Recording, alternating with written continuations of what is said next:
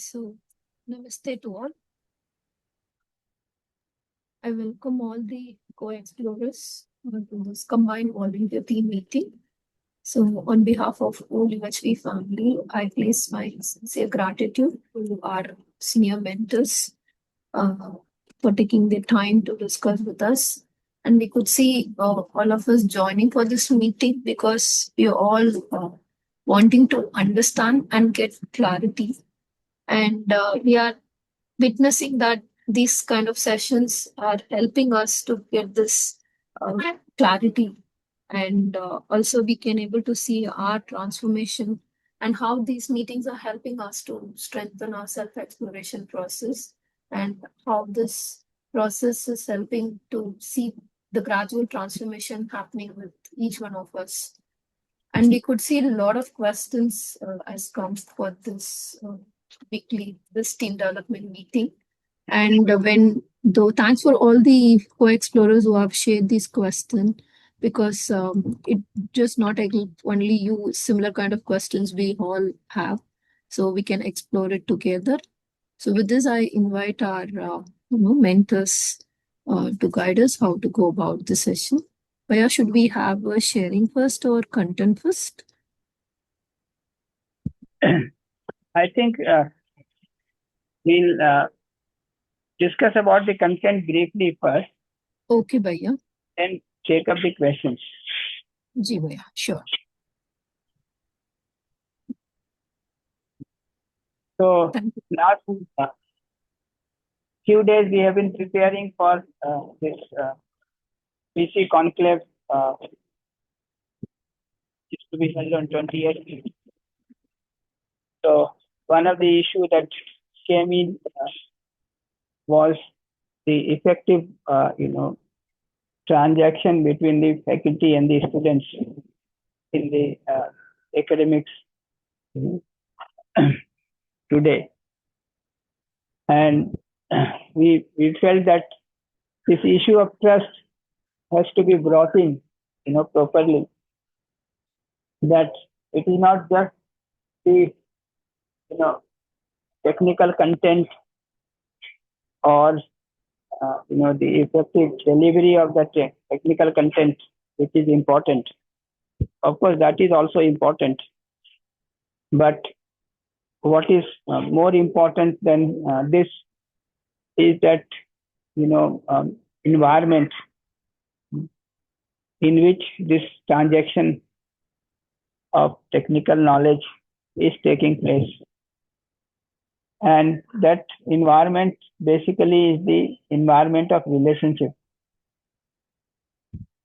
Environment of relationship among the students, between the student and the teacher, between the teacher, student, and the staff, and ultimately all the stakeholders, which includes the management and then the parents. So all that becomes important, because if the right environment is there, then this transaction of technical knowledge and know-how can also take place, in a much more smooth and meaningful manner and effective manner. So we thought that just briefly discuss about that, in this context, and then we take up the questions. So we all are quite acquainted with this issue of relationship, how important it is. So more than the physical facility, what is important for human being is the relationship, and more than the relationship, what is important is the right understanding. And we have been discussing about relationship in quite bit of detail, and we have been trying to explore. So certain things are already there in our mind and we're working on it. But in that context, certain things which we should bring to our notice and to our exploration is, a specific issue between the teacher and the student when it comes to academic institution. So in that sense, if you look at this relationship, we have been talking about the fact that relationship is fundamental to ensuring, human relationship, and particularly ensuring the harmony in the family and in the team. So when we say team, it means, more than the blood family, people who are there together, and working for a common purpose, whether in the family or in the institution or in the, workplace. So what is of fundamental importance is the relationship.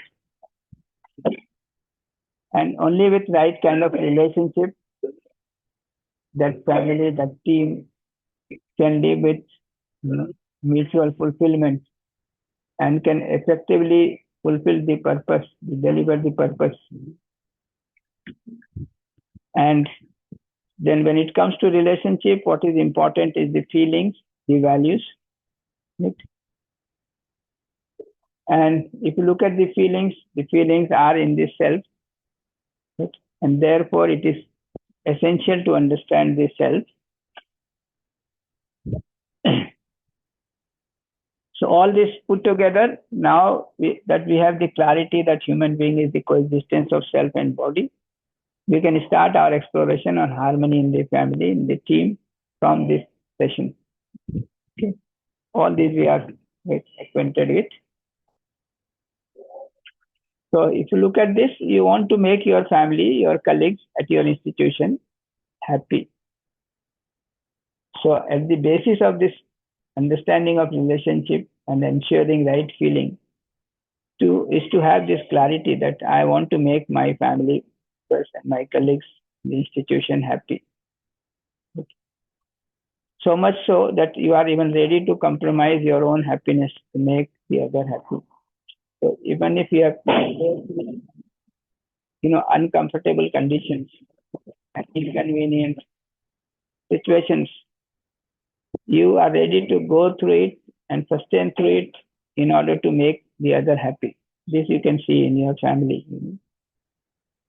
Yet you find that some members feel you are the cause of their unhappiness.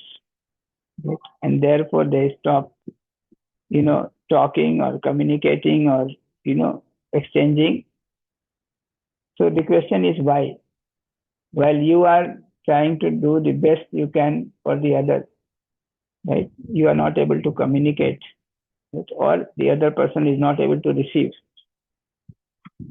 Similarly, right? You are living together in the family for years together, but you sometimes feel that the others don't listen to you. They don't understand you. All these are quite common, complaints you can see.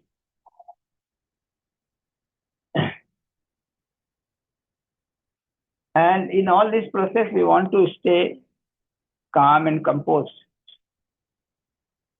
But what happens at the end of it is that we get angry, we start arguing, we get into a fight, we stop talking to others, rather oppose each other, and then ultimately it may lead to separate, and the family, it may even lead to divorce.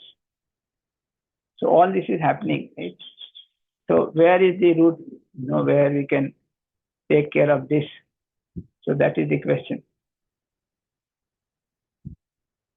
So the report suggests that academic leaders spend 30 to 70% of their time in resolving disharmony in relationships. So this is very interesting that even in the academic institutions, leave alone the family, that we are wasting a large percentage of our time in trying to resolve the disharmony in the relationship. In fact, not only resolving the disharmony, but many times we are busy creating the disharmony in this relationship. I have seen, in the academic institutions that in any department, if you see, a major part of their time they spend complaining about each other, okay? Criticizing each other. So that is creating, disharmony, not trying to resolve. And then when this problem of disharmony becomes very acute, then they are trying to resolve it. N+1. Yes. N+1. We had a faculty member, senior faculty member. He was called by his nickname N+1. And this N+1 meant that this person, if he's sitting with N people, when he's sitting with somebody, then he will keep criticizing the remaining N people. Okay. And when you are gone and somebody else comes in, then you are there in that one, N. So N+1 he has in mind, and he's criticizing N people in front of that one. Now, if you look at this problem, it's creating disharmony. So, though he keeps telling, don't tell anybody, but then everybody knows that this person was criticizing. So that's how we first create disharmony, and then we try to resolve disharmony. So, let's look at this relationship in little more detail. So, this is all we know. The relationship is there between oneself and the another self. Of course, we may have the information, but we really know it or not is not very clear. So that we can keep reminding you that relationship is between oneself and the other self. The only choice we have to fulfill relationship or not to fulfill relationship. So it's not a question of making relationship. The relationship is already there by way of coexistence. We have the choice to understand that relationship and to fulfill that relationship, or not understand that relationship and accept that relationship and therefore not fulfill that relationship. So the choice is to fulfill the relationship or not to fulfill the relationship. And to fulfill the relationship, we have to understand relationship. And in all this process, of course, body is used to express that relationship, that feeling of relationship with each other. So relationship is there between oneself and the another self, and there are feelings in relationship in oneself for the other self. And these feelings can be recognized, and they are definite, and these are the mind feelings that we keep talking about. And this trust is the fundamental value in relationship. That is why it is called foundational value. And if you look at this,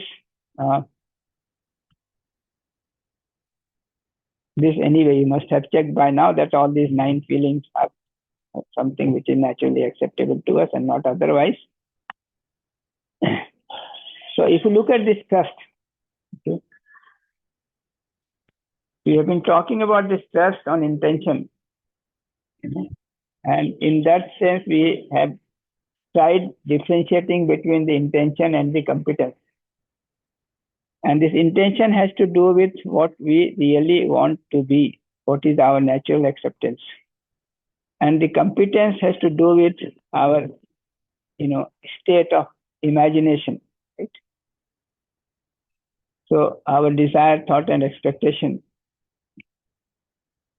So in terms of intention, in terms of our natural acceptance, we always want to be happy and make others happy. But in terms of our competence, we may not have understood this and accepted this, and therefore our imagination could be otherwise. Okay. So when we evaluate our own competence and the competence of the other, we may find that this competence is missing. But if we evaluate the intention, our own intention, the other's intention, we find that this intention is always there to be happy and make others happy. So if we can rightly evaluate our own intention and the intention of the other, then we'll certainly have trust on intention of the other. And this is very fundamental. Because if this trust on intention is there, then when we look at the competence, when we evaluate our own competence and evaluate the competence of the other, then we can see that we can work for improving upon our own competence as well as improving upon the competence of the other. So with trust on intention, I feel related to the other. I accept the relationship with the other. When I make program with the other, I evaluate his competence as well as my competence. Right? So with that trust on intention and with the evaluation of my own competence and the competence of the other, I make program in accordance with our current mutual competence. So this is always successful. That when I'm making a program, I'm making the program with trust on intention and with evaluation of our mutual competence. So if we do that,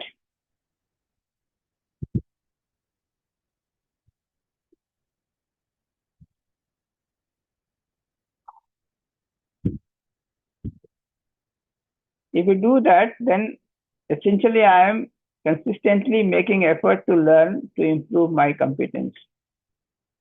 And this is fundamental, that I am trying to improve upon my competence first. Second is, if the other is lacking in competence, I am committed to help the other to improve his or her competence without becoming irritated or angry or feeling opposition and all that. So this is fundamental, that am I having trust on intention? Am I making the program on the basis of evaluation of mutual competence? And in the process, am I trying to develop my own competence and feeling committed to help to improve upon the competence of the other? So this is very fundamental for ensuring the fulfillment in relationship. With this background, now if you look at this teacher-student relationship, then we can see the difference.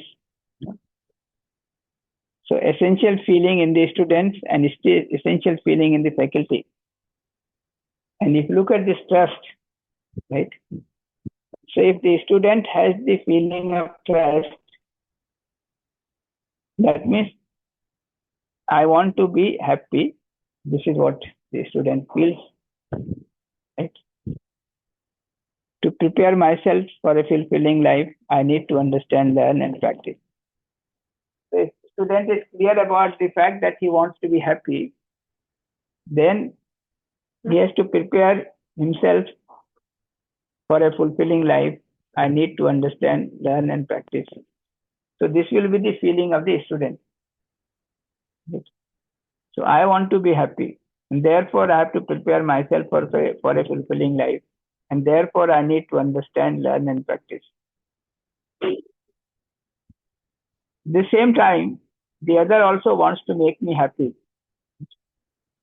So the teacher intends my well-being, is interested in developing my understanding and skills, and is willing to help me practice these skills.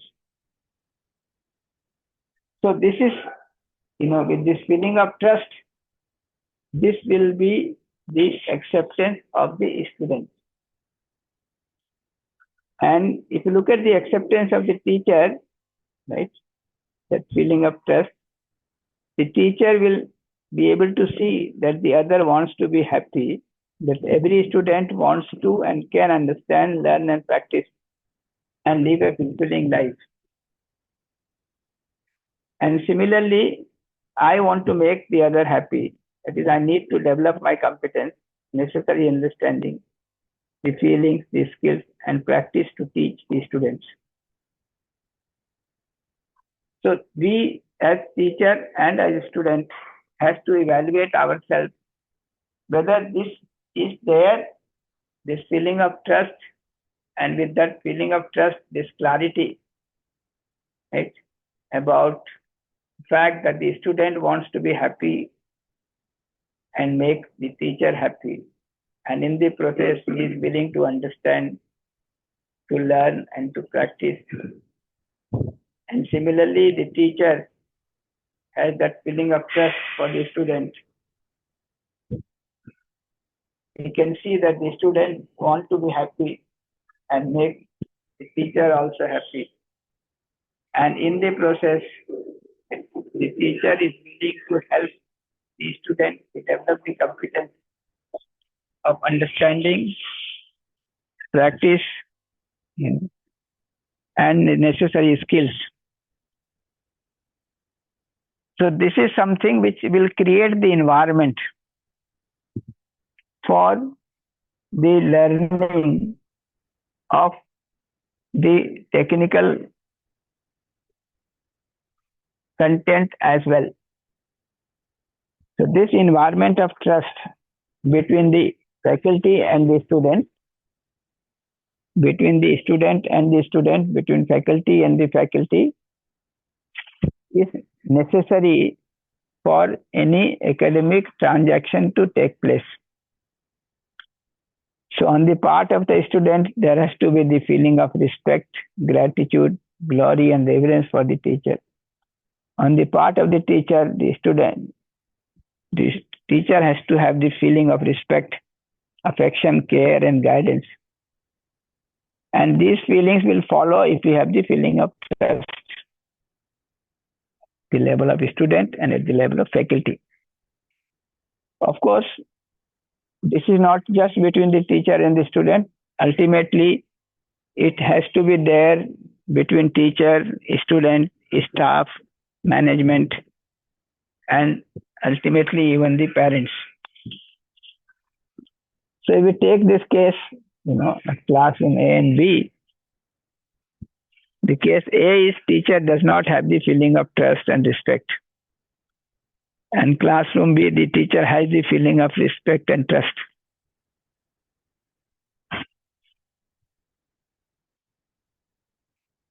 We can ask this question to ourselves.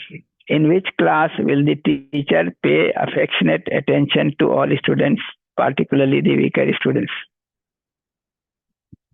What do you think?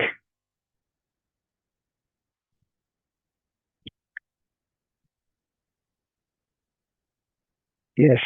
Any response? Respond by unmuting your mic, that will be proper. Yeah, you can unmute your mic and respond.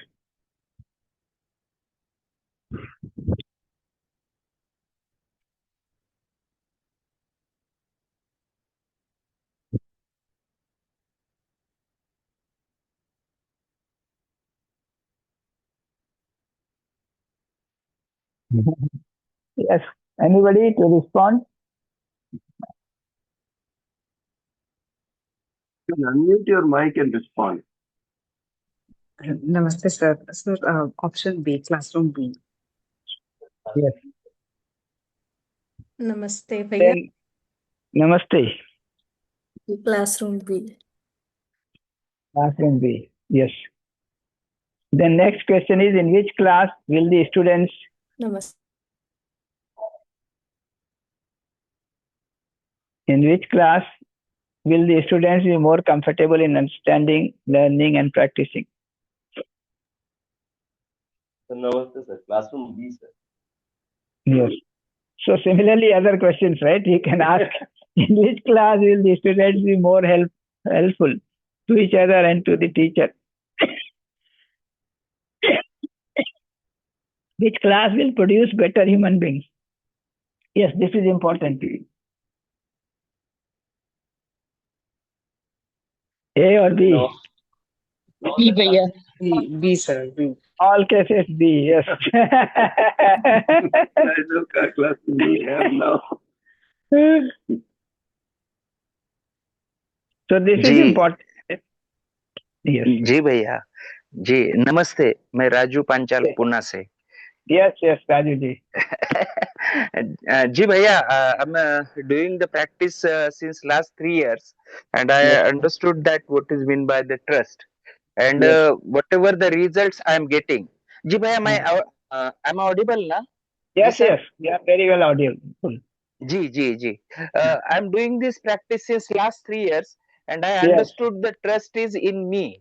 So Yes. students are responding more comfortably, and they are also just as a discussing with me as a just like a friend or elder brother or family member. This is my Yes. experiential validation. I did it. G. True. In fact, if that trust is there in you, you can make a good beginning. And in G. due course of time, if that trust develops in the student, then half of the work is done.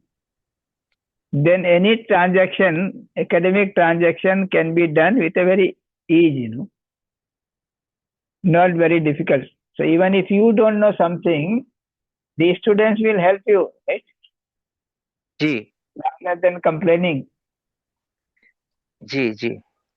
Yes, true, true. Ji, ji, namaste, pranam. Pranam. Now in family also same thing is happening, and Jagruti is also doing, and my daughter is also they are just doing like this. Means they are also means ensuring the trust. Yes, yes. Ji, ji, ji, ji. Then life becomes Namaste. very easy. Yes, Ji, namaste. namaste, namaste. Life becomes yes. So this is what we thought, that in the academic environment, this trust is of fundamental importance, and we as teacher and the student must, you know, understand the importance of it and work for it. So this is what came in our discussion, preparing for this busy Conclave 128. So I thought that I must share with all of you. So nice. With this, if there are questions on this, we'll take up first. Sharing. Yeah.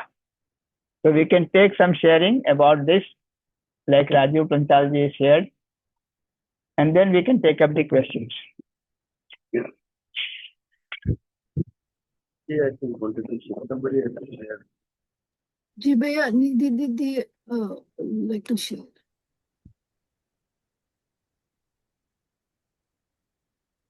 Nidhi,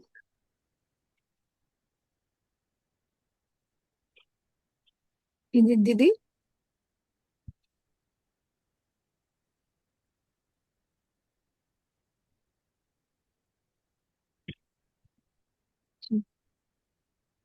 Nidhi Didi and Priyadashni Didi was ready, so I'm just checking.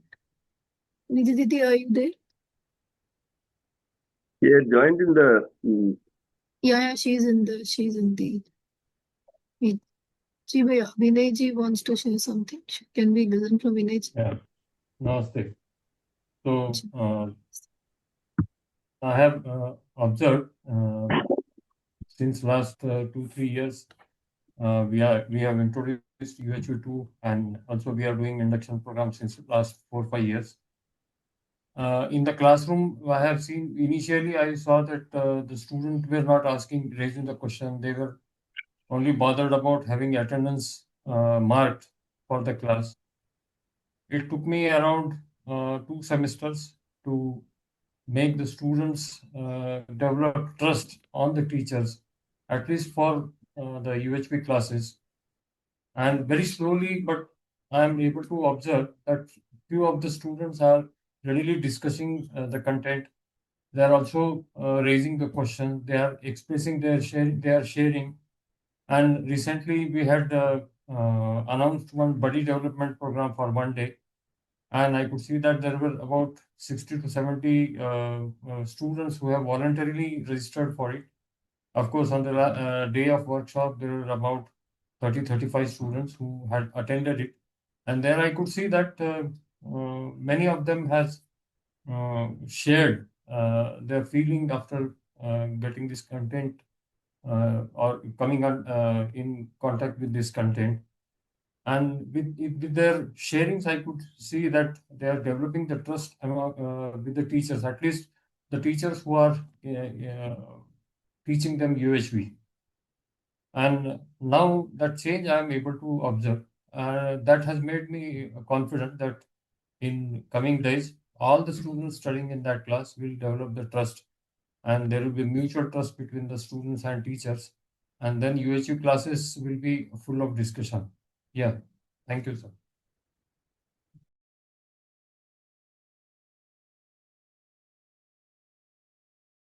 True.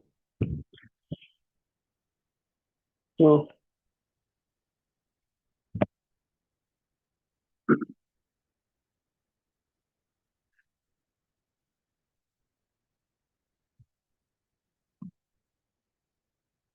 Yes. Ganesh Bhaiya. Bhaiya.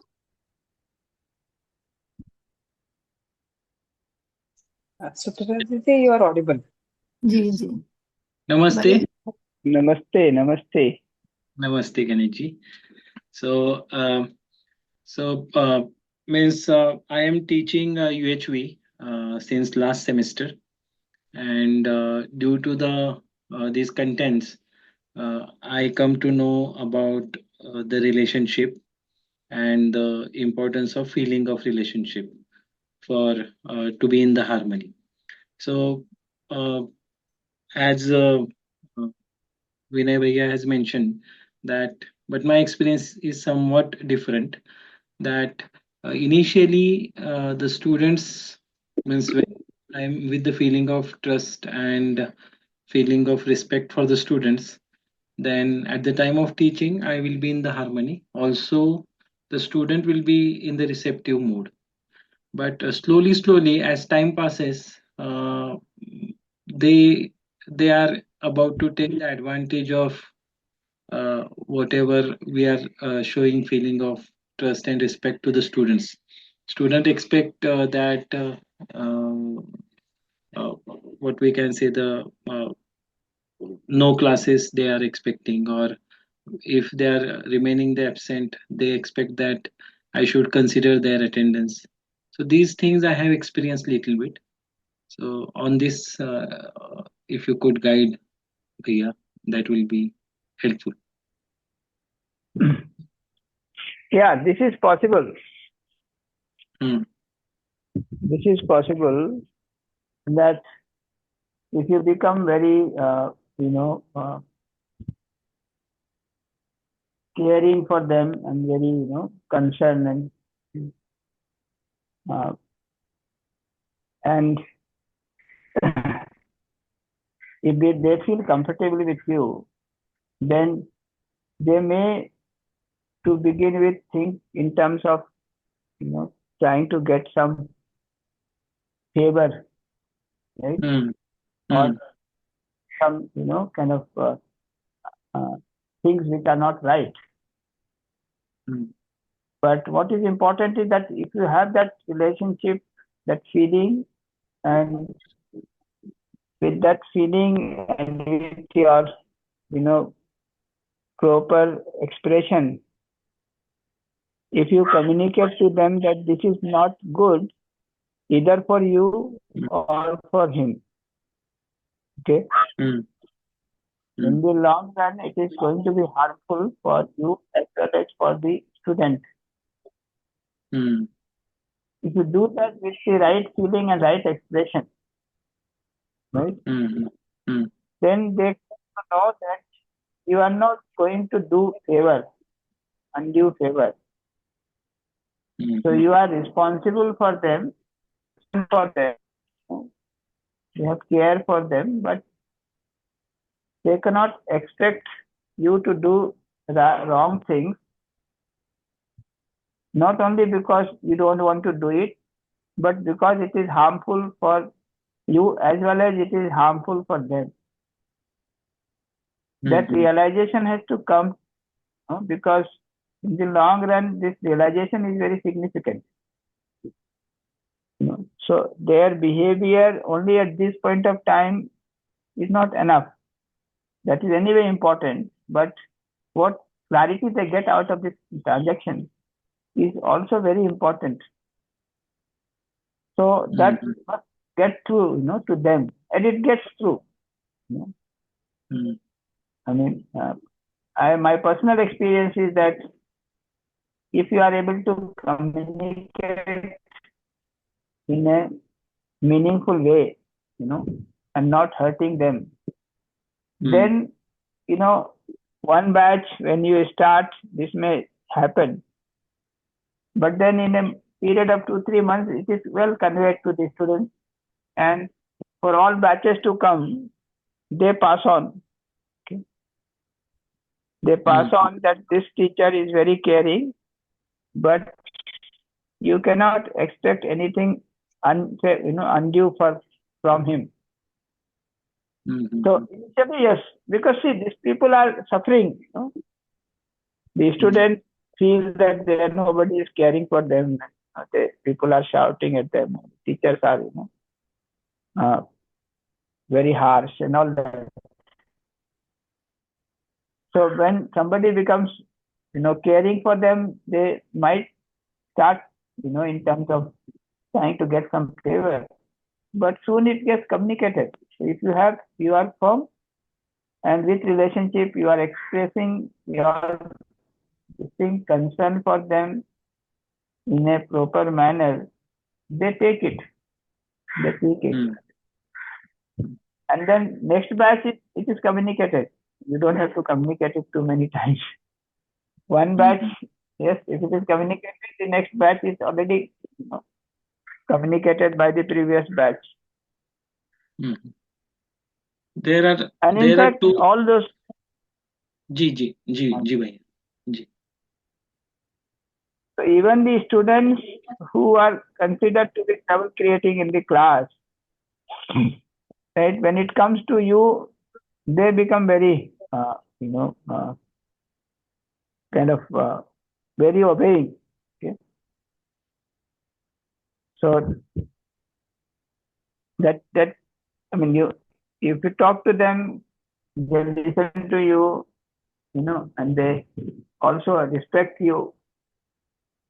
I know many of the cases where these discipline issues, which otherwise the discipline committee was not able to solve, such teachers, who have been, who have developed this relationship of trust with the students, they are able to solve those serious issues of, indiscipline. So, yeah, initially it might take little pain on your part, little effort, but then it works, and it works in the long run. Yeah. Yes. There are, I can see that there are two very important concerns from the student side, as ours is the autonomous institute. The first concern is related to attendance, and second is related to marks. So even if they have written the answer totally wrong, then also they are expecting to get the marks. So that becomes really difficult to handle. जी भैया. Yeah, this is what I'm saying. I mean, my experience is that if you are really concerned, okay, then you start caring for them even beforehand. I remember I was teaching a course. Generally, I used to teach course in 3rd and 4th year. So by the time my turn comes to teach, we already know this first year, second year, the records of the students. So through other teachers, we know who are these people who are in trouble and who are creating trouble. So I remember I had a class of 45 students. And what I would do is that when I go to the first class and I'm taking the attendance by name, and I used to take the attendance by name. So I'll just put a dot in front of these 5-6 students who were considered to be trouble creators. And just put a dot. Stop for a second and put a dot and then proceed. And then the student will come immediately after the class, asking that, you have put some mark on our name. And I would say, yes, true. So we have not done anything wrong. I said, I did not say that you have done anything wrong. Right? So why did you put that mark? I said, I have put this mark because I understand that I have to pay attention to you. Ji. So what do you think? Should I pay attention to you or not? I said, yes, yes, yes. You must pay attention. So, and I will tell that these 5-6 people, I put the dot there. Okay? With the intention that I have to pay attention to these 5-6 people. Right? And then I will tell them that, see, whenever you have any problem, academic or otherwise, you feel free to come to my room. You are always welcome. And I know they are already in problem. So they will come to my room whenever they feel that there is a problem and they can't handle it themselves, they'll come. So I'll spend time with them. 1 hour, 2 hours, sometimes some serious problems, family problems, right? Okay. So you work with them, solve it out. And all this goes on, then the whole attitude of the class changes. Right? The class becomes so comfortable with you and you become so comfortable with the class that nobody will make such expectation that I do something wrong. But then this preparation is there from our part. Okay? A proactive, concern and, doing something for it. And it works. I taught for 27 years and I had no problem of this kind. Right. Ji, Bhaiya. So I surely work towards this, Bhaiya. Ji. Thank you. And it makes so, with the students, with the faculty, with the staff. For almost 25 years, we ran our department like a family.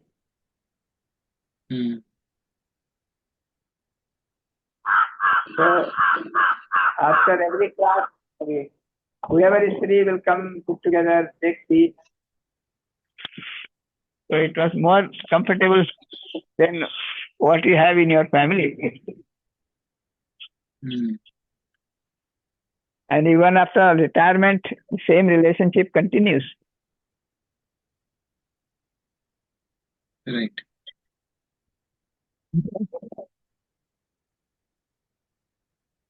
There are several questions.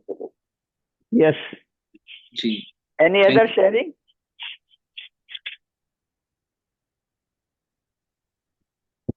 Thank you, Bhaiya. Thank you. Okay. Thank you very much. What is your name? I am Ganesh Padalkar. I am Yes, also Ganesh. So I thought I must know the title at least, otherwise. Yes. I'm from Pune, Cummins College of Engineering. Acha, good. Yes. Yeah. One of my friend's daughter has studied from there. Yes. Which department? She was in mechanical, I think. After that, she did her MTech from IIT Bombay. Oh, yes. Yeah. Yes. Okay, very nice. Ji, Bhaiya. Thank you. Okay. Yes. Okay. Thank you very much. Ganesh Yeah. Bhaiya. Yes, we can take up questions. Bhaiya, Sharing. Any sharing left? The Nidhi sharing and there was one more sharing line that said. Priya Didi is not available, and Nidhi Didi, I think she was not able to unmute herself.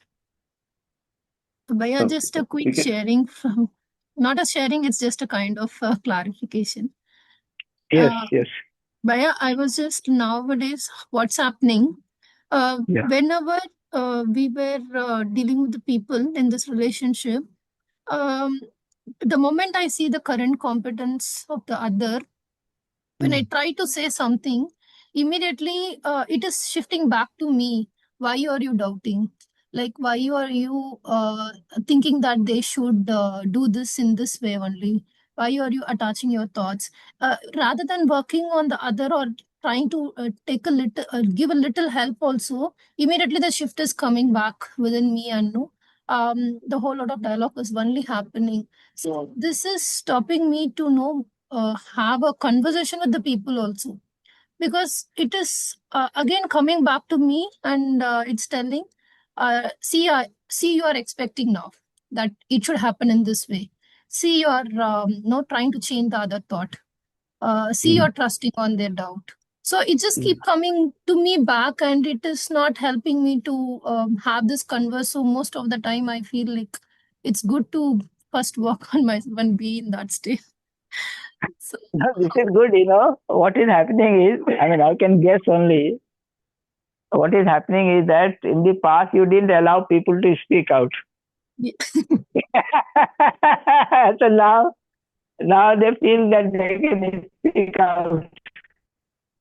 So it is a good sign, They are feeling comfortable in your relationship, and they feel that now at least they can speak out, which they were not able to in the past. Hmm. So it is good. So you should allow them to speak out, place their complaint. Right? And one of these complaints is in the form of that you have been dominating in the past, and we were not able to tell you this. Okay. Now, now we are able to tell you that you are trying to mold us. You are trying to force us to do the way you want us to do. So this complaint they had before, but they did not have the environment to express. Now you are providing that environment. Okay. So they are feeling comfortable.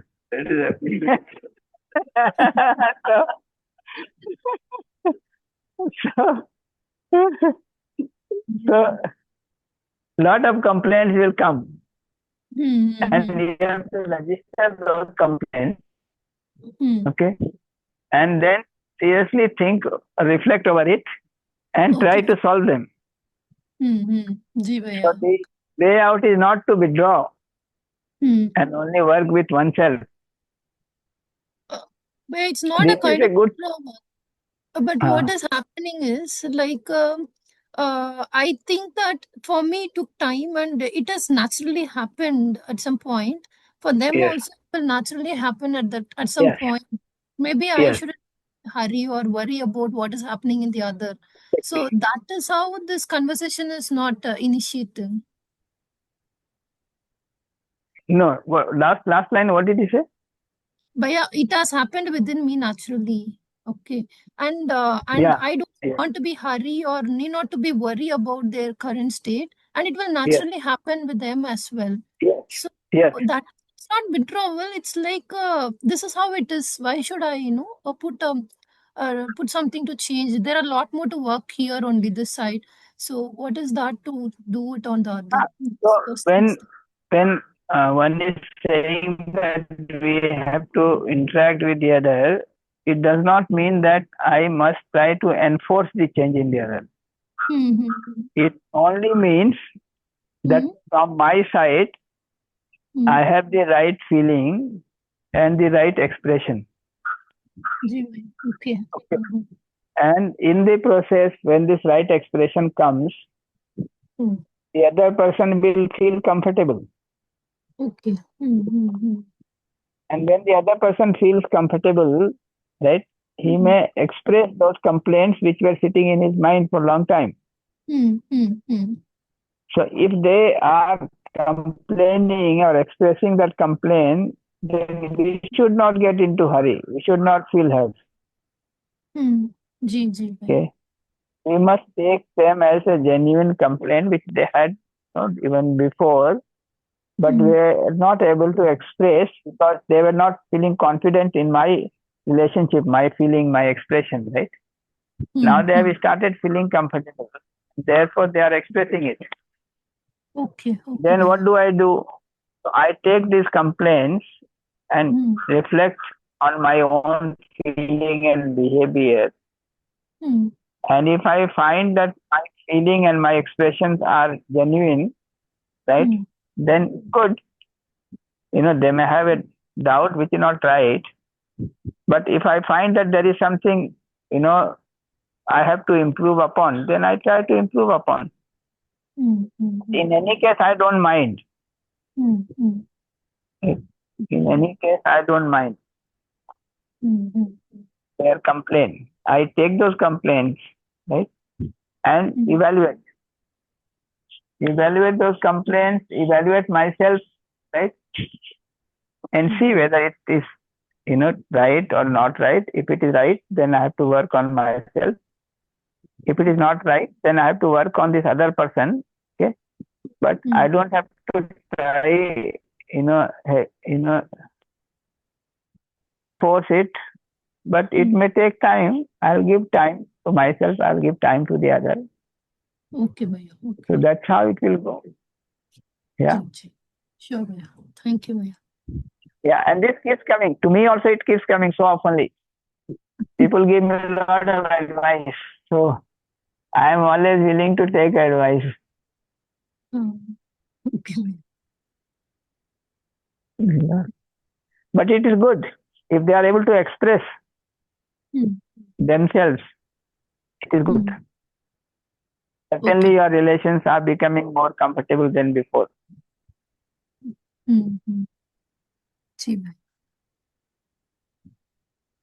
Nice.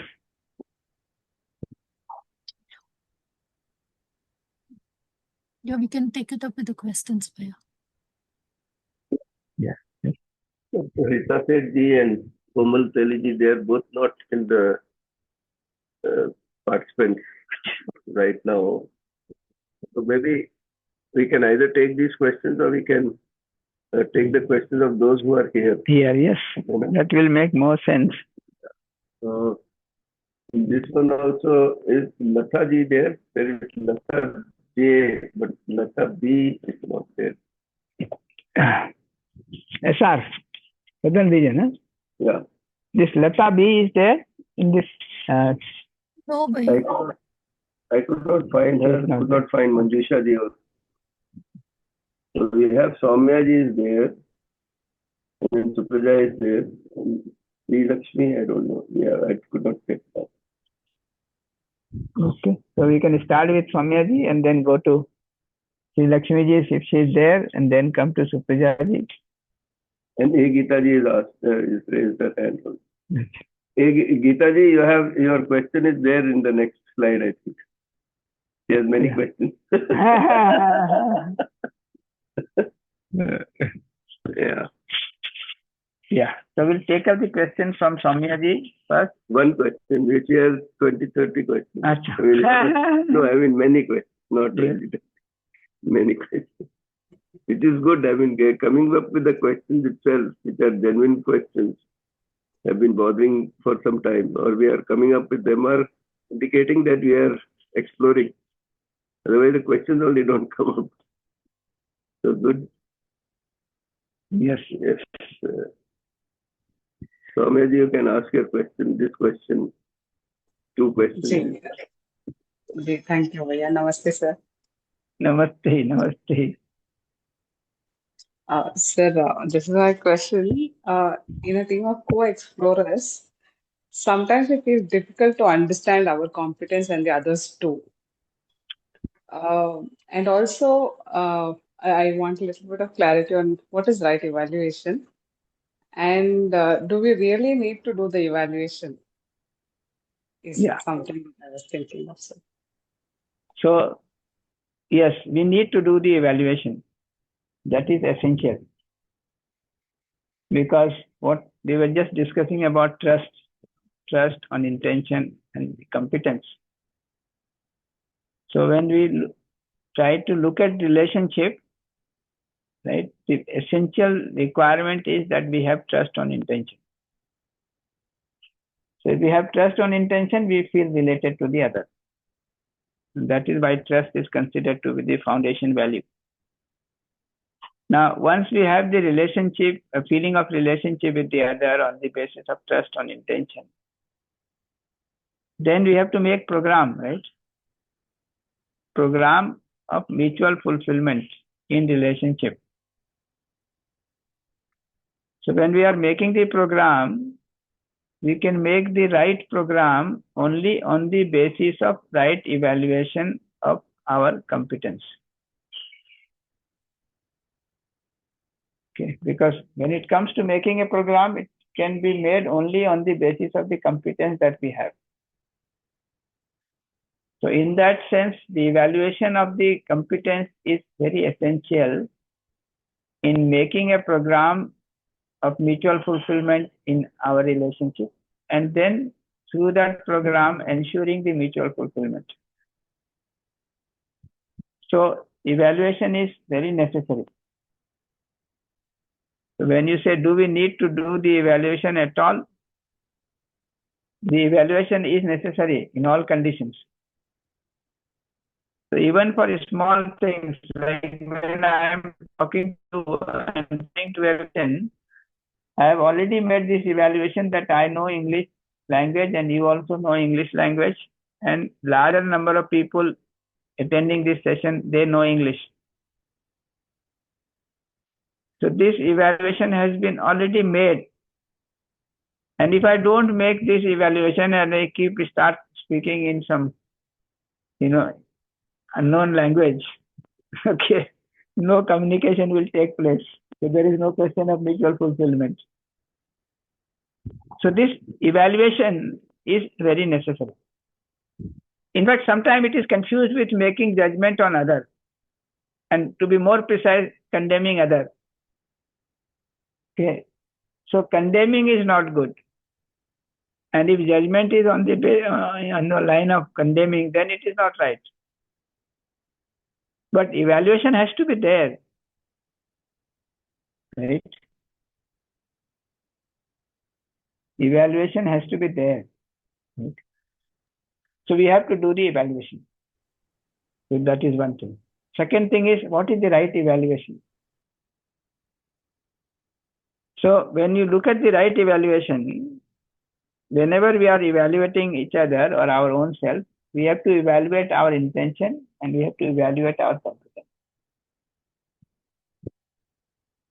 So we should be able to see that in terms of intention, we all have the right intention.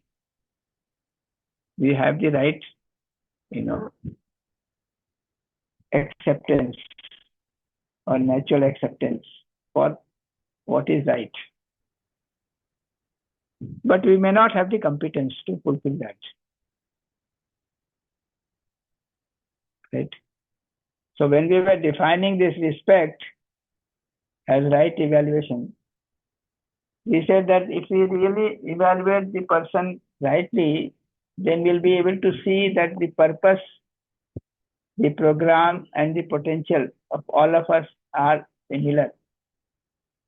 So are we able to see this? That is fundamental. So in that sense, I am able to put everyone at par with myself. So the other is like me. So do I have this at the base? And then if this is there at the base, then I evaluate the competence, my competence and the competence of the other. Right? And on the basis of this mutual competence, I make the program with the other. So if I am able to accept that the other is like me in terms of purpose, program, and potential, and with that at the base, with this acceptance that the other is similar to me, I am now evaluating the competence, my own competence and the other's competence. And therefore, trying to improve upon the competence of my own and the other. This is right evaluation. This is right evaluation.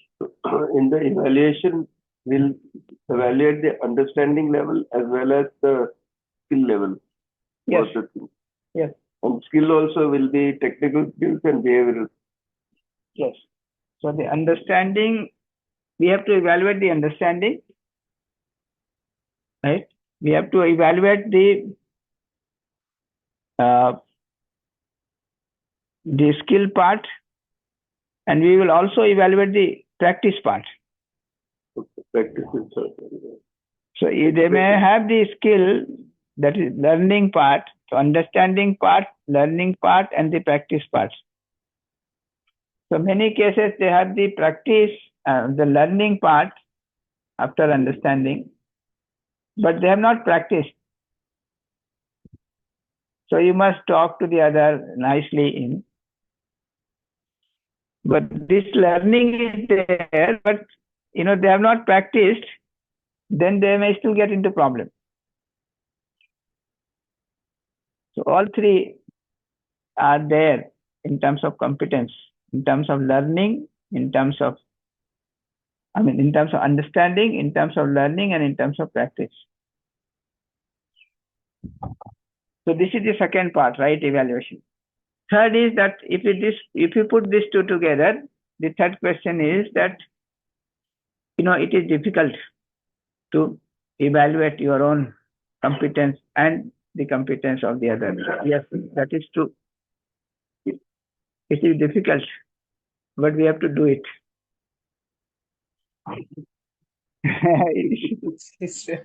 The difficulty is more because the first condition is not there, that the acceptance that the other is like me.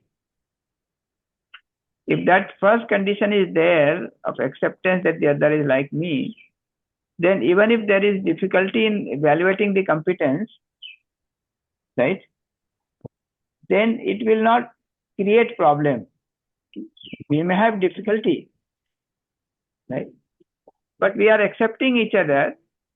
We have that relationship, that acceptance of relationship for each other. And with that acceptance, we are trying to interact. And in this process of interacting, we are making the evaluation, right? But the other will feel comfortable that if I am not making the right evaluation, the other will be able to tell me that you are not making the right evaluation. Right? If I am not able to make right evaluation and I see that I am not able to make right evaluation, I can say sorry, and revise my opinion. Isn't it? So that basic relationship is always there. The practice also, the skill also and practice also you can revise. Yeah, you can revise, and you can learn from each other. Yeah. You can take help from each other. So there are many things which I cannot express, I don't have that skill, I don't have that practice. Right? So I don't mind, I take help from so many people. Now we have a team of 500 volunteers working for this UHV program in the country, right? It's not that every one of us has all these skills, right? But we respect each other, we accept each other, we have the complementarity, for different types of competence that we have, and we all put together are able to do so much, right? So in that process, we are certainly making evaluation of the competence of the other. And there may be some, mistakes or some, error, but that is fine. We are able to accept each other and, go with that evaluation. And in the process, we realize that this other person has more competence than I, evaluated. Then next time we give more responsibility.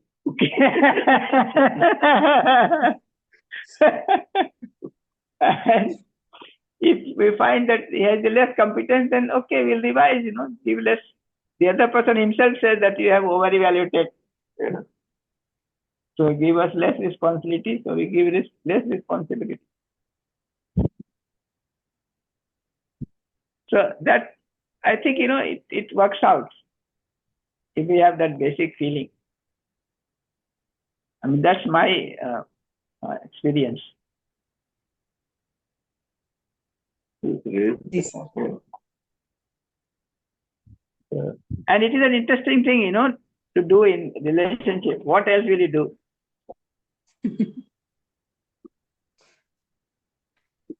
I don't mind. I keep finding a lot of problems, you know, taking place in this whole interaction of 500 people. But I don't feel trouble. I always feel that now there is an opportunity for putting my creativity there.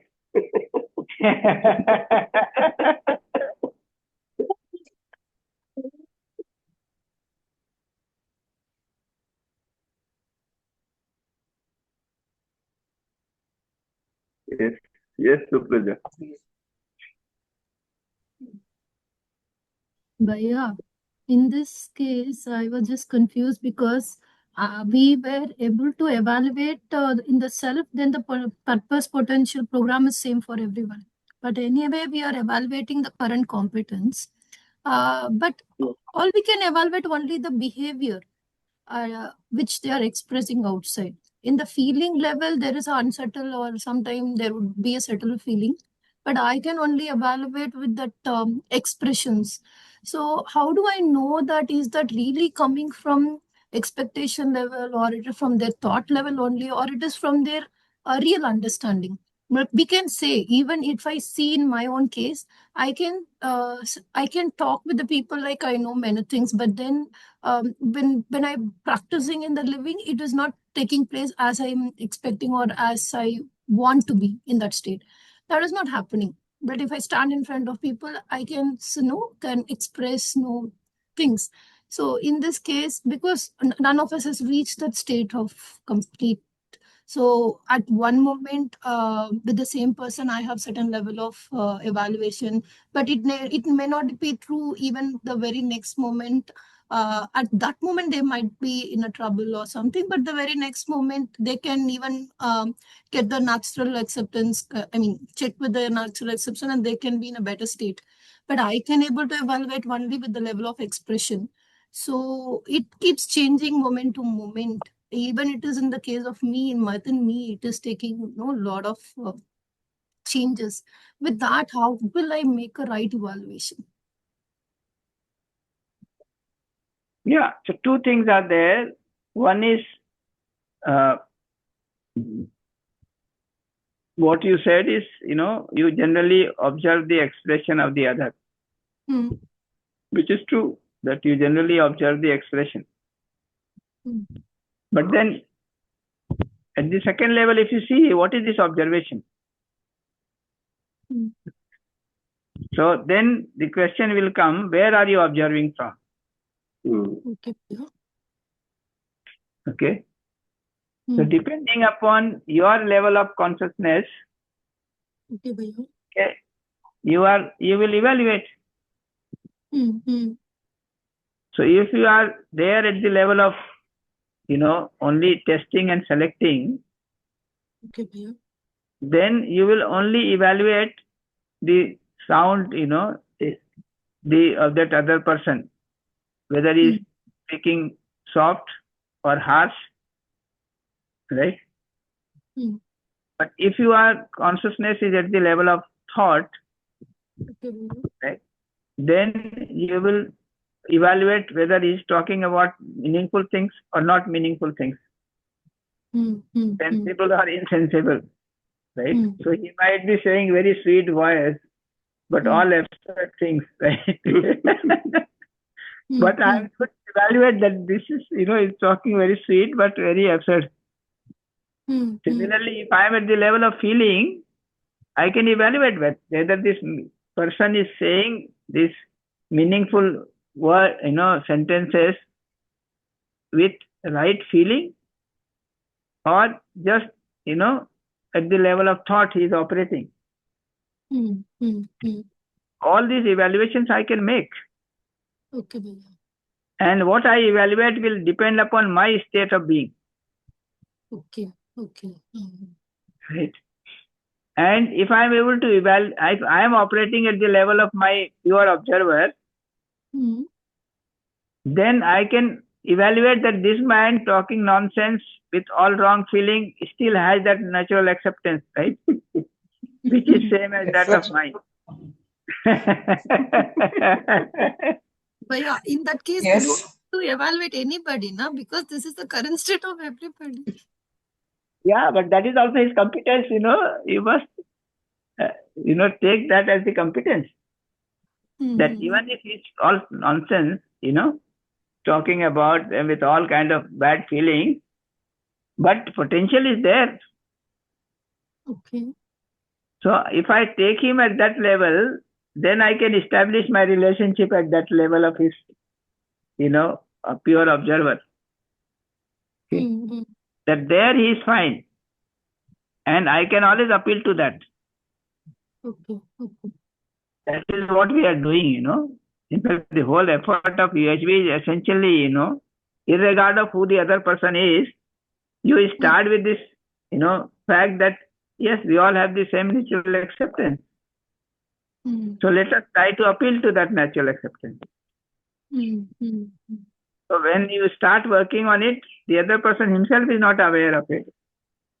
So he keeps giving all kind of his argument based upon his thoughts and, his experiences and all that.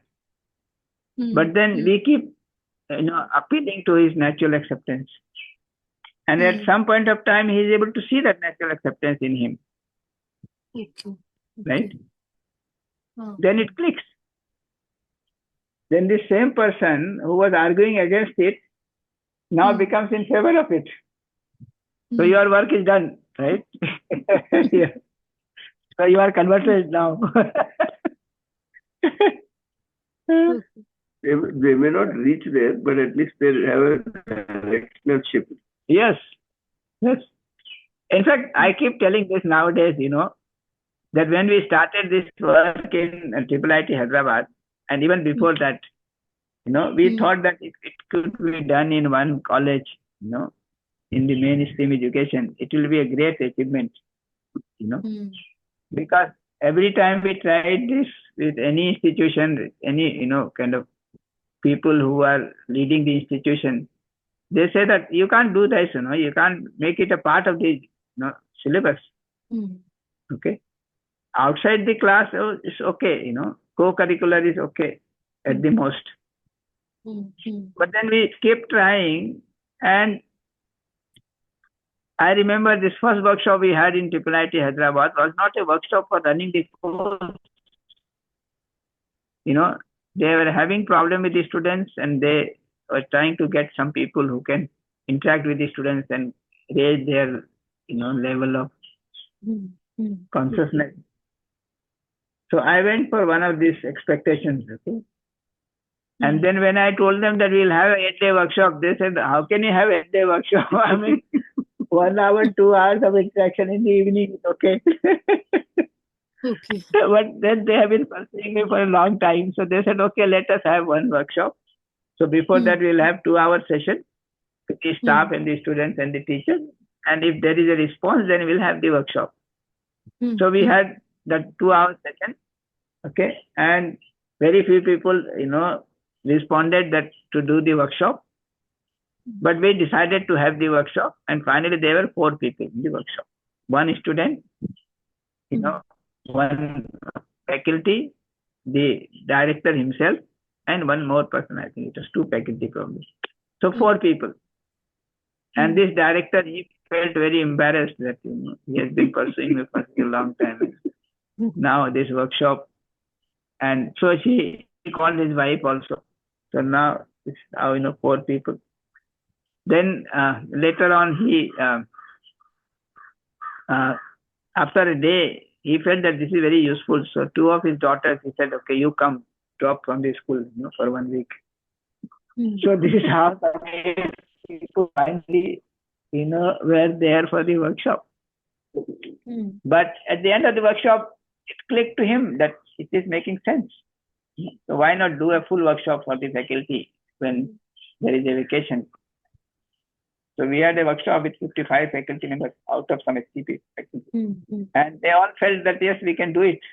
So it was done as a non-credit course, essential 2 courses UHV 1 and UHV 2, it was a non-credit, and it was done through a mentorship process, but 2 semesters, but finally it came into place. And now we have, at least one FDP running in somewhere or other part of the country. So there have been 900 FDPs to me. Yes, 900 FDPs have been conducted and 1 lakh teachers have been introduced. So all this can happen, right? Correct. So out of that evaluation of the competence at the level of pure observer, if we hold on, then we can work through everybody. Okay. Yeah. So expression, this external expression is only when you are operating at the level of testing and selecting. But as you are operating at the higher and higher level of consciousness, you can make the evaluation at the higher and higher level of. Because that is also expressed. All these levels are being expressed. So if you are sensitive to those things, you can express, evaluate.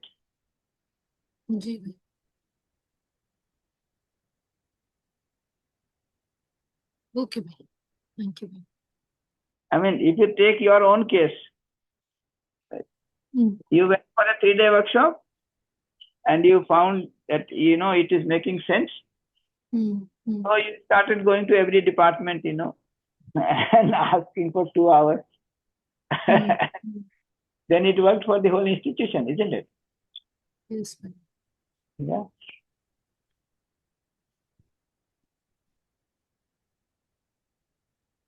Good. Sri Lakshmi ji is also not in the group here. So next is Supraja. Yeah. I was just asking, how do I know whenever I put an effort, is it like I am changing the other or helping them to do their exploration? So sometimes this part confused whenever I give. Even though it is as a proposal, when we say the right things also again and again, it's like subtly they feel it's an attempt to change them. It's generally happening with the family. Yeah. I think I already responded to this question in a way. Okay. But I'll make it more distinct, explicit. See,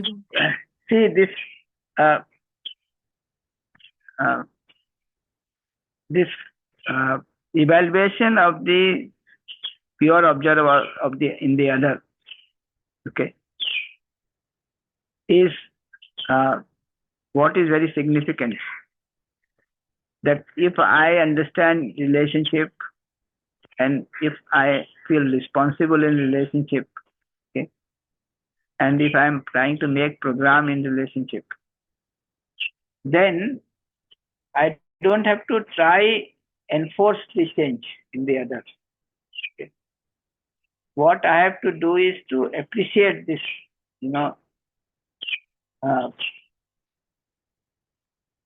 this pure potential of the other.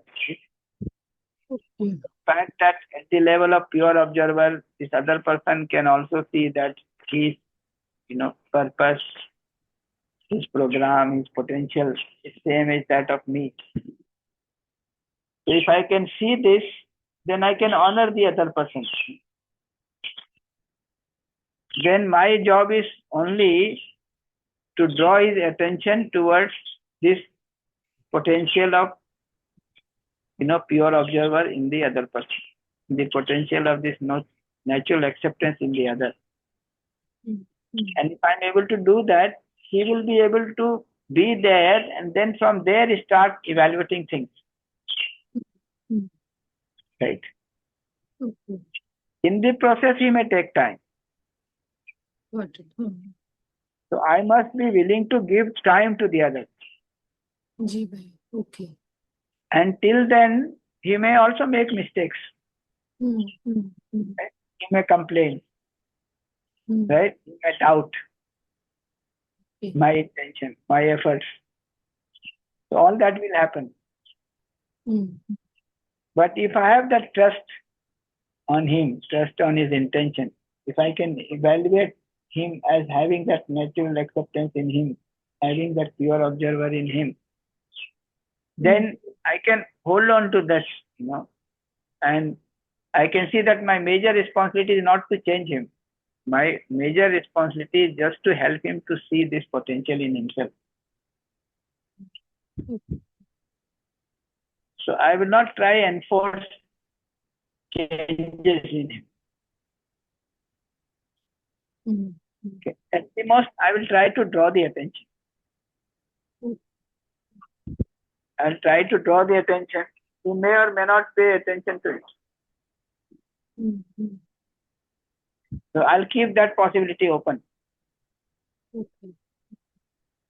Yes. Somebody said Namaskar or Namaste means the divinity or pure observer in me salutes the pure observer in you. Yes.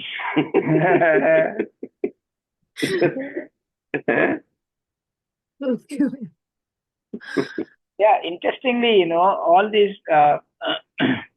expressions which are used in the Indian tradition, there is total equality. Like Namaste is one which you can convey to anyone. Okay. Similarly, this Ram Ram. Ram Ram is taking note of this divinity within me and within you. That is the full potential. Yes. And this is very commonly used. Anybody, anywhere, meeting anyone, anytime, say Ram Ram. In UP, it's common. UP, Bihar. So this Ram Ram means I have a piece of Ram in me, or I have the divinity in me, and you also have that divinity in you. Yes. So it is same. Reminding that we all, both of us have this divinity. And we have to work towards. And if you don't take note of you now, at least when you leave your body, you must take note of it. You must take note of the fact that Ram Nam Sat hai. That is the reality.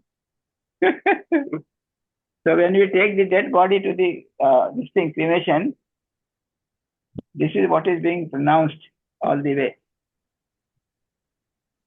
So reminding that if you didn't know that you are the Ram, potentially, now at least you should know that Ram Nam is the Satya. Because body was anyway going to perish.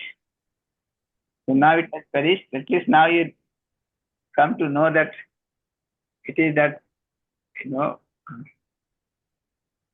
ultimate reality which is the truth.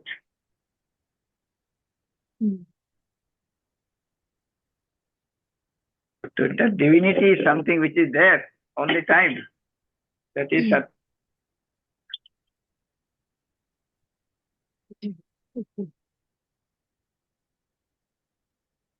So that evaluation makes our life very easy.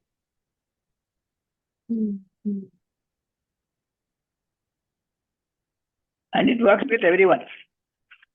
It's basically bringing our attention that I am consciousness, or there is also consciousness.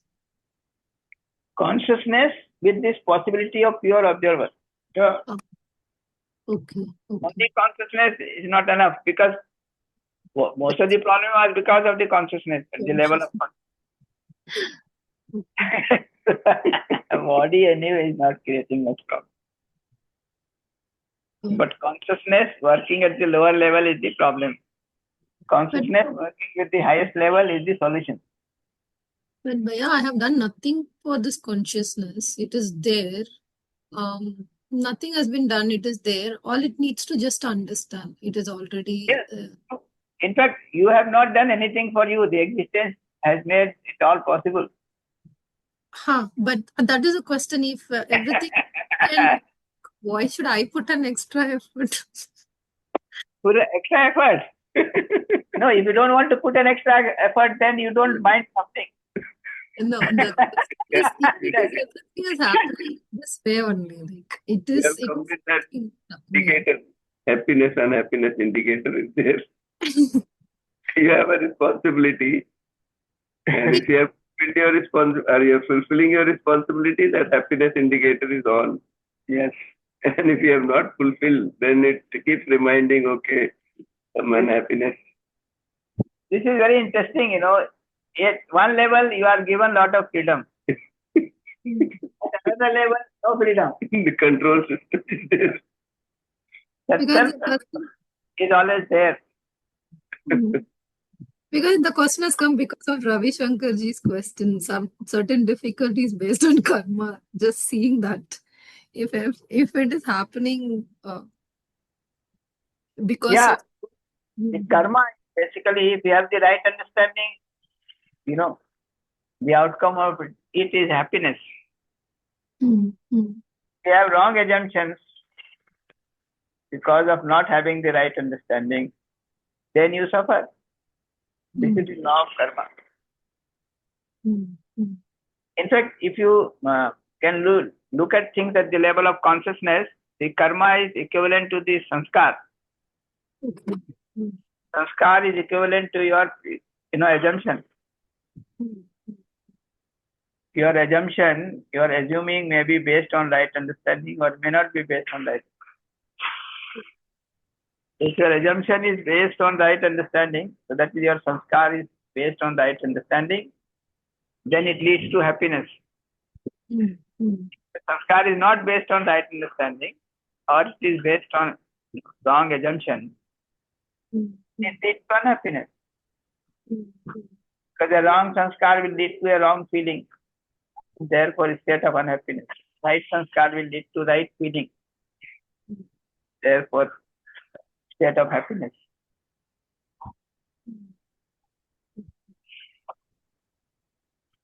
So this karma theory has to be understood very properly. So what I have done physically is not enough. I did something physically because I had a sanskar which supported that kind of feeling, that kind of thought, and ultimately that kind of action outside. So this karma outside is an outcome of the sanskar inside. Okay. Sanskar is considered to be the seed. It's called sanskar bead. So it is a seed. And this seed is now growing, into a, a small germination, then a small plant, and then it becomes a tree, and then it starts giving fruits, flowers and fruits. So your actions are that flowers and fruits of that seed of sanskar. So ultimately, karma is, in the subtle sense, if you see, karma is essentially the sanskar. So it is said that sanskar leads to karma and karma leads to sanskar. And what really makes you suffer, generation after generation or birth after birth, is the sanskar, not the karma. Because physical karma goes with your body, but sanskar goes with you.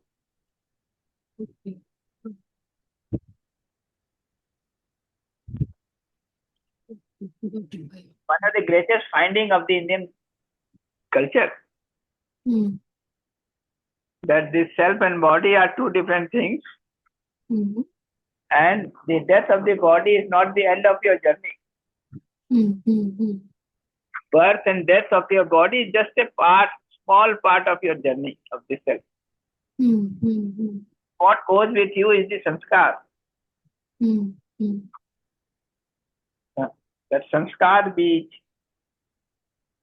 So you are traveling, the self is traveling with the sanskar generation after generation. Birth after birth. Yeah.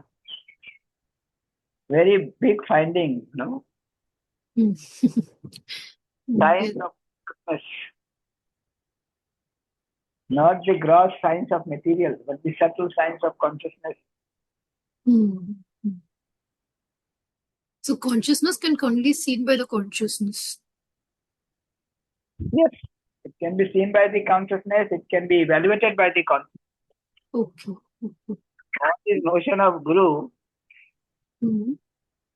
is essentially this, that when you say right, find out the right guru, what it means is that find out a person who can evaluate your sanskar and guide you on the basis of your sanskar.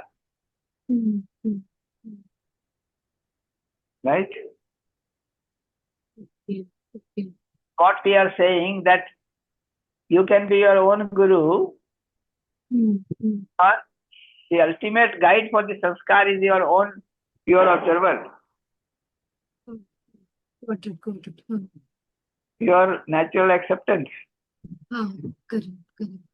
So look into yourself, look at your natural acceptance, take it as a pure observer, get into the pure observer, take that as the guru, as guide, and then start evaluating your sanskar and your feeling. That is what we are doing in exercise 1. Yes, correct. Yes. Sure. So this is a practical for science of consciousness. Exercise 1. Isn't it? Correct. And good thing is that everyone can do it. Whoever joins is able to do it. Correct. Don't need any special qualification.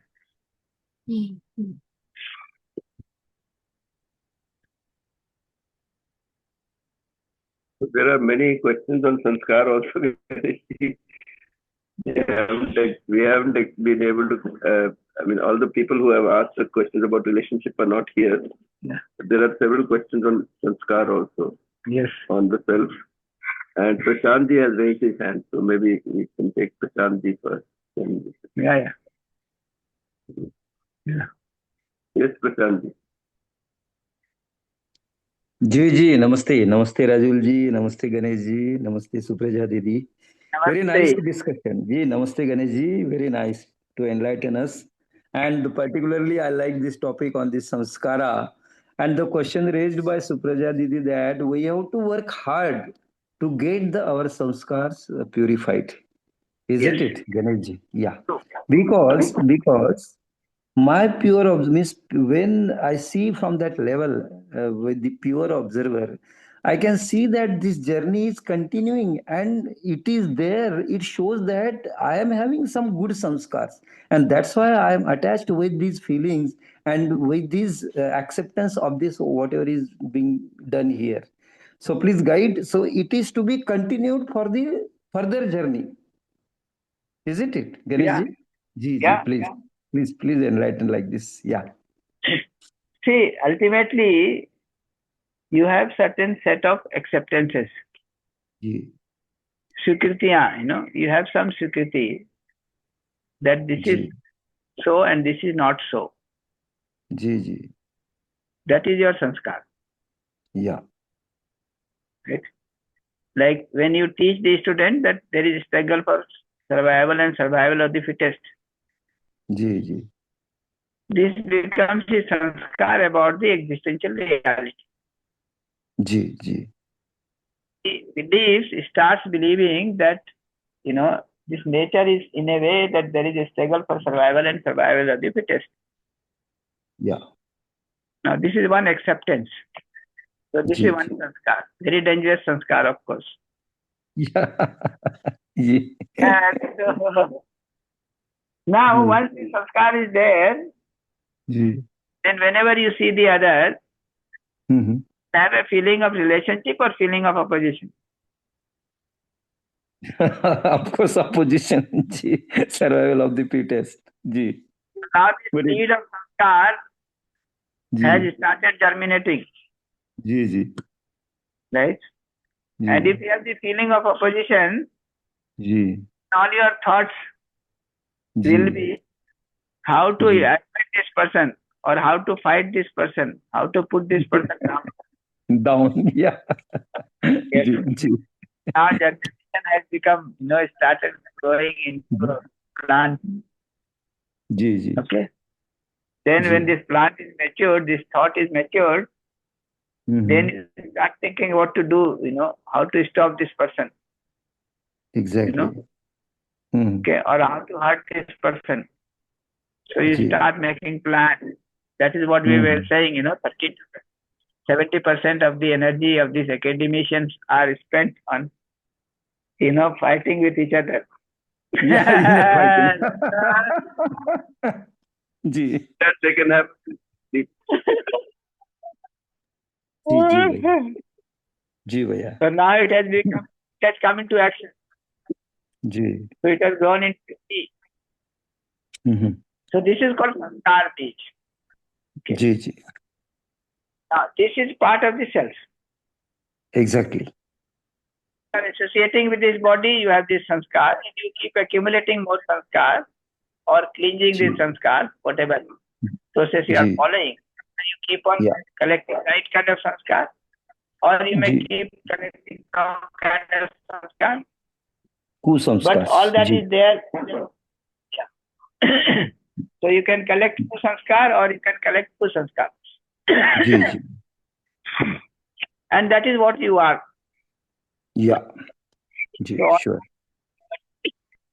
thought your actions ji are decided by this sanskar. Ji ji Now what to do now? Ji So ultimately I have to purify my sanskar. exactly How do I purification purify my sanskar? One way is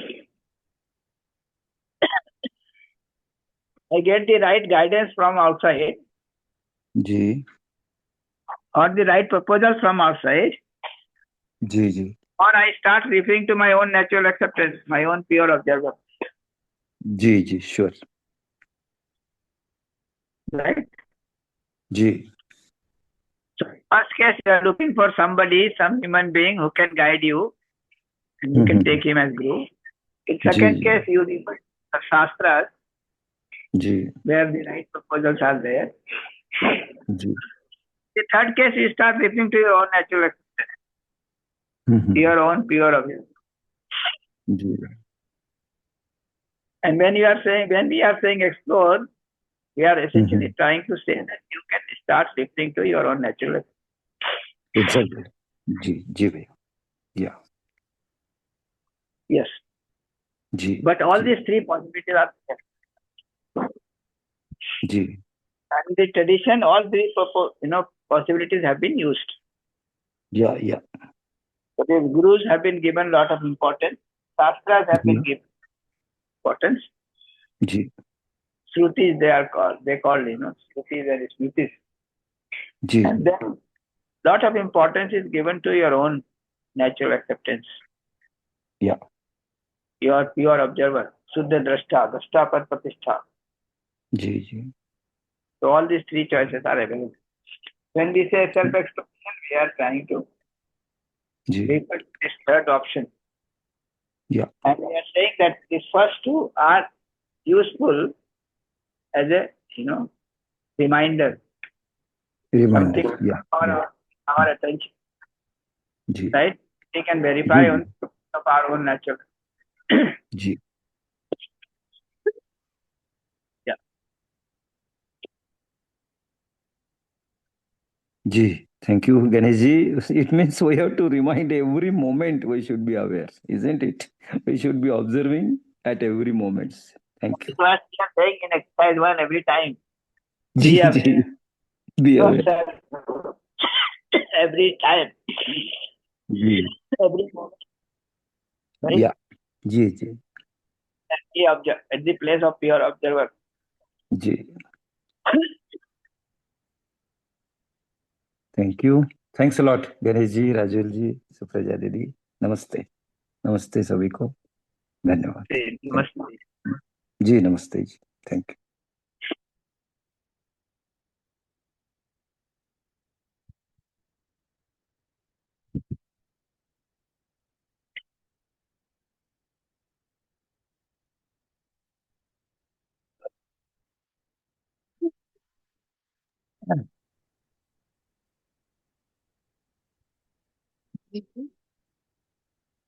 Yes.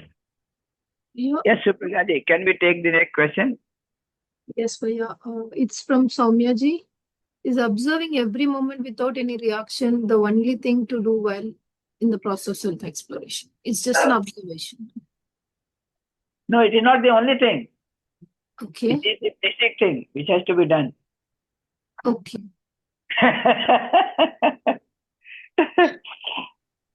You have to But begin with this. what we are told is to aware of that moment. Yes, aware of every moment. That is the first thing. Mm-hmm. That awareness, then you start observing it, and evaluating it. Mm-hmm. So what we said in exercise 1, step 1 to step 7, Mm-hmm. first step is to be aware and to observe without reaction. Mm-hmm. Then step 2 and step 3 is there to observe your feeling and evaluate your feeling. Whether it is natural or not natural, whether it is leading to happiness, not leading to happiness. Mm-hmm. Then further, trying to see how this feeling is being decided in me. Mm-hmm. So ultimately trying to see our sanskar, right, in step 4 and 5. Mm-hmm.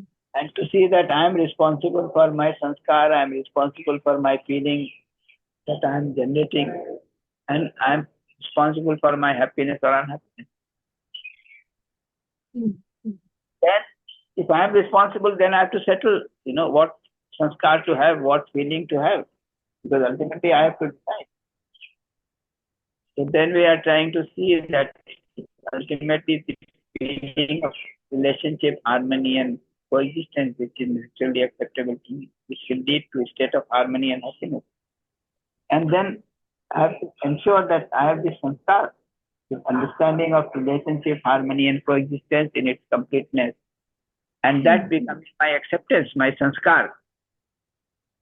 So that will ensure that all sanskar that I have is in line with relationship, harmony, and coexistence, and not otherwise. So I verified all my sanskar. So I only have the susanskar and no kusanskar. So all this has to be done. But to do all this, the minimum thing is that I am aware every moment. I am the level of pure observer, and from there I am looking at the lower activities of the self and evaluating them and purifying in the process. We thought being aware itself a very big thing, so we have achieved something. Yes, that is the big thing, but very minimum thing. Yes. But, sir, it is very, I think we have so many sanskars already there which are not in line with natural acceptance, and it will take a lot of time. But at least Yes, now, some glimpse of being at the pure observe makes us more comfortable, and it encourages us to become more aware, is what I am observing, sir. yes, it gives lot of hope. Yes. Irregardless of what has happened till date, okay, I have a good future. Right? That is a big hope, I would say. Isn't it? Yes. Yes, sir.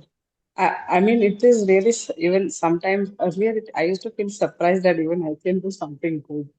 That was the kind of, thought and feeling I used to have. But now I'm able to see that, yeah, everybody has that good thing in them, the natural acceptance in them, and all of us are similar. But initially, it took me a lot of time. I was taken by surprise that I can also be nice. So it took a lot of time to even accept that, sir. And interesting thing is that we can now see that all those bad dreams that we had was only as long as we were asleep. And once I am awake, right, I can decide what dreams to take place. Yes, sir. I can decide on my imagination. So there will be no painful dreams anymore if I take the charge. Isn't it? Yes, sir. But I can. When you are asleep, you don't know what dreams are coming. Okay? But when you become aware, then you can guide your dreams. So you will not have the unhappy dreams, painful dreams that we keep having otherwise. So there is one level of awakening. So that sleep normal, day, night sleep and day awake is one kind of awakening, right? But this awakening is that you are aware at the level of pure observer every moment. So from that state of being, you can observe all your imagination and keep evaluating it. Then you will have no bad imagination. So you will not have bad dreams. Isn't it? Yes. So that will solve all our problems in future. You'll become future proof. But sir, I think it keeps getting more. I keep feeling that okay, I think now okay, I'm much better. I feel comfortable, and then after some time, I get into deeper, thought and feeling, and I trouble myself. I was talking to you about fear. I'm able to see, sir, there is so much of fear in me, and I'm really maybe I was suppressing it for myself, but now I'm exploring. I want to overcome it. I want to accept it. It is coming to the surface. I don't know. You should guide me, sir. It is true that you have earned all this in past lives and all association with your body or not being associated with the body also you keep, earning all this sanskar. So this is all you are earning in the journey of the self. So they have all accumulated there, right? And you have accumulated some of them knowingly, some of them, in a very unawareness. So now that we know how to be aware, we have to keep working with that awareness, right? Now, what we can do is now, number one, I can make the right sanskar now. Number two, I can look at the sanskar which I have accumulated without awareness, evaluate them, right? And if I do the right evaluation, then the wrong sanskars will start dying away. The right sanskars will start getting reinforced. So that is how purification will take place. But all these sanskar which I have accumulated in the past, if I don't look at them and evaluate them, they are potentially there as seed. So they may germinate any time. Okay. So it is better to, allow them to surface and evaluate them. Then we can get rid of them once for all. So in the meantime, all this process will be there, isn't it? Yes, sir. It is what. Yes, sir. Yes. Ravi Singh has raised his hand, and then we have only like 5-6 minutes. How much time left? We have 8 minutes. Okay. Hello. Namaste to everyone. Yeah. Okay. One last question. Yes. Yes, take the last question. Yes. Hello. Namaste to everyone. Myself, Ravi, from Bhojata. Yes. Yes. Yes, Ravi ji बताइए. बहुत बहुत धन्यवाद. You are from Bhojata, Bihar, right? Yes. I'm from Bhojata, Bihar. Gopalganj. So just, I want to develop my competence to fulfill my desire, like everything what is natural accepted to me. Yes.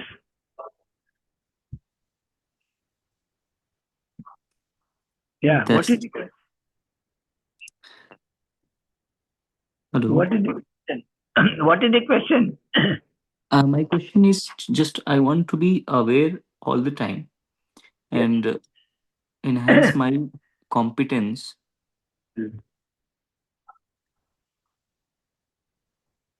Yeah.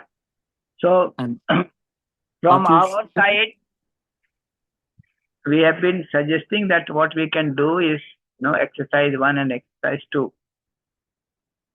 which we do in the morning, that we can do every moment. yes. Have you been attending these morning sessions? Recently I have joined. Recently. Yeah. So you must do that. Particularly exercise 1 has to be done every moment. Exercise 2 is important whenever I am interacting with the world outside, including the human body. Mm. So when I'm interacting with my body or the body which I associate myself with, and when I'm interacting with the other things in the world, I must do exercise 2. So that is as and when required. But exercise 1 has to be done every moment. Yes. Do that every moment, then we can improve our competence, because competence essentially means our sanskar. Our sanskar, our feeling, our thought. That is our competence. So if I am aware of myself every moment, if I am there at the level of pure observer, and from there I am looking at my feelings, my thoughts, I'm looking at my sanskar, and I am evaluating them. And if I'm making sure that all my sanskar and all my feelings are in line with my natural acceptance, in line with relationship, harmony, and coexistence, then I can ensure that I have the right competence. I have the right sanskar, and with right sanskar, when I expand on it, I develop the right competence, right feeling, right thought. So that is how I can go about improving upon my sanskar, and therefore improving upon my competence. Right. Thank you so much. नमस्ते sir. Thank you. भैया यहाँ पे how many types of sanskar are there? We have to evaluate which one is good in that. Ultimately, in this life, as we want to filter all sanskar, and they are at a very minute level, so that we will not carry that in forward in the another life. So, how many sanskars are there? That is my question, भैया. Hence, there are 3. Right? Regarding anything, and including yourself, what have you assumed or accepted? That you are in relationship or in opposition? Relationship. You are in harmony or disharmony? You are in coexistence or in struggle? What is your assumption about yourself? Similarly, what is your assumption about the other? So if your assumption about yourself and the other is that, everything in this nature, in existence, is in relationship, harmony, and coexistence, then it is a right sanskar. If your assumption is otherwise, that things are in position, disharmony and struggle, then that would be wrong sanskar. In a sense, how we evaluate? Expand it for every activity or every unit, everything. Then you will develop that kind of sanskar corresponding to that particular. So then it looks very many sanskars. But ultimately, 3 sanskars are there. Sanskar of relationship, harmony, and coexistence. Kusanskar of disharmony, of contradiction, opposition, disharmony, and struggle. So such type of lot of sanskars may be there inside us, like. Yeah, this can be, expanded. So for about yourself. What do you think? You are in, relationship or in a position? The other person is in relationship or opposition. And then there are thousands of people, the crores of people, right?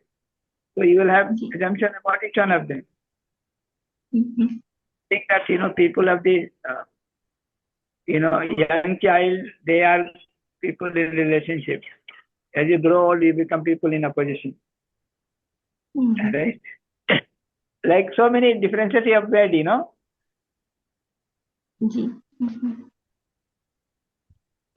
So people who speak English are, developed people. People who are not speaking English are underdeveloped people. These have become your sanskar. These are the chota sanskar. Ultimately, that sanskar of relationship, harmony, and progress. So at every step we can observe the sanskar inside us. Yes. Yes. Observe it and it can. भैया और एक मेरा question है कि जैसे कि कर्मयोग से कर्म संबंध या कर्मातीत अवस्था कैसे बनाए रखे, कर्मयोग से यानी कि कर्मयोग जो तो जो कर्म है ये कुशलता आती है कर्म में योग युक्त होने से, तब हम जैसे बोलते हैं हम अनासक्त और ट्रस्टी बन के कर्म करते हैं, और ये भी देखते हैं कि जब हम संबंध सह अस्तित्व व्यवस्था में है रियलाइज करते हैं तब हमारा कर्म जो है अकर्म बन जाता है, और जब संबंध सह अस्तित्व व्यवस्था हम रियलाइज नहीं करते तो हम एक विकर्म हो जाता है, ऐसे लगता है भैया ये, क्योंकि हमारा तब उस टाइम पे थॉट जो है प्री कंडीशनिंग और सेंसेस से युक्त होता है, नेचुरल एक्सेप्टेंस नहीं होता है, ऐसा होता है। लेकिन हर टाइम हम योग युक्त कर्म कैसे रखे, ये थोड़ा सा क्लियरिटी नहीं बन रहा है। यहाँ जब कर्म की बात करते हैं तो उसमें बेसिक कंसेप्ट ये कि मैं कोई विशेष आदमी हूँ, कुछ विशेष कर रहा हूँ, या करने का प्राविधान है उसके तहत हो रहा है, उसी को मैं भी समझ रहा हूँ और कर रहा हूँ। ठीक है ना? तो जब आप अस्तित्व व्यवस्था संबंध को समझ लेते हैं और ये देख पाते हैं कि मेरा होना भी उसी आधार पर है और मैं उसको समझकर मैं भी वैसा कर रहा हूँ,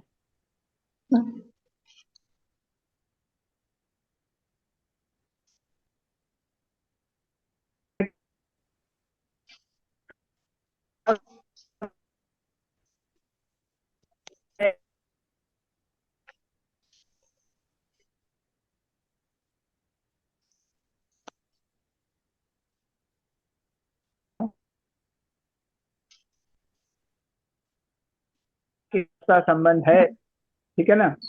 और आपको लगता है कि नहीं अस्तित्व की जगह है ना संघर्ष है, संबंध की जगह विरोध है, तो आप कोशिश करते हैं कि आप सबसे अलग थलग कुछ कर दें, है ना, सबके ऊपर शासन कर लें, और वो सब जब कर लेते हैं तो आपको लगता है कि हमने कुछ विशेष कर दिया। ये कर्म है, वहां पे कर्म का मतलब ये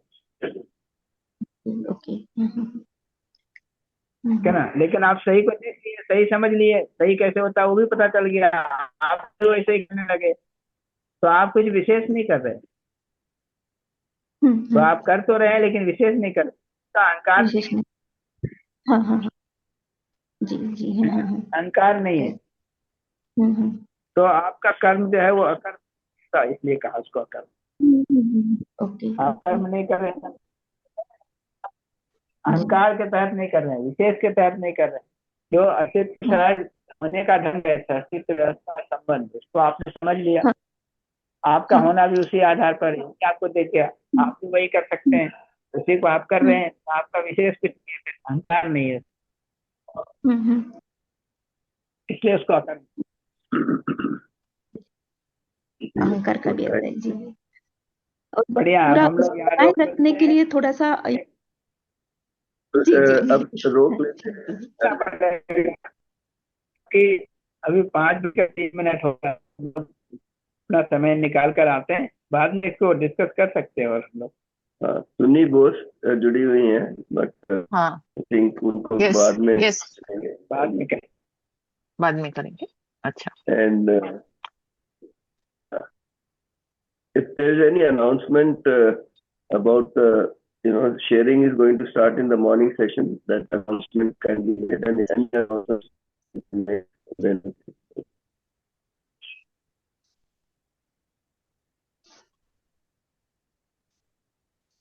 Yashwant Bhaiya is not here. Tarbhaiya is also not here. Sunil Bhaiya, you would like to share regarding this morning session? Sharing? Yeah, namaste. Thank you, Prasad. So, Namaste. Yeah, please. I believe all of us are attending the morning session from 5:30 to 6:30 in Hindi and from 6:30 to 7:30 in English. We are about to start the sharing from 1st of the April. In Hindi and English, we have planned to have two sharing both in Hindi and English of about 15 to 20 minutes. And the steps for sharing are shared in the morning emails, invitation mail or reminder mail, what we get every day in our mail. We can have that, and kindly give your name to any of the volunteers, the numbers given in your mail or to your regional coordinator, and we will plan accordingly, and we'll posting on about the name given by the co-explorer so that the empty slot can be used for the sharing. जी राजू भैया, that's all from my side. Thank you. Hindi में बोलना ठीक रहेगा दीदी भैया, या it's okay? Ji time भी हो गया वैसे, बोल दीजिए जल्दी सुप्रजा को क्लोज करने के लिए। ठीक ठीक Ji Bhaiya. Thank you, Bhaiya. Thanks for sharing the detail. And thank you, Ganesh Bhaiya, Rajul Bhaiya, and all the co-explorers for joining this meeting. And we will definitely catch up in the next month team development meeting. Thank you, everyone. Namaste.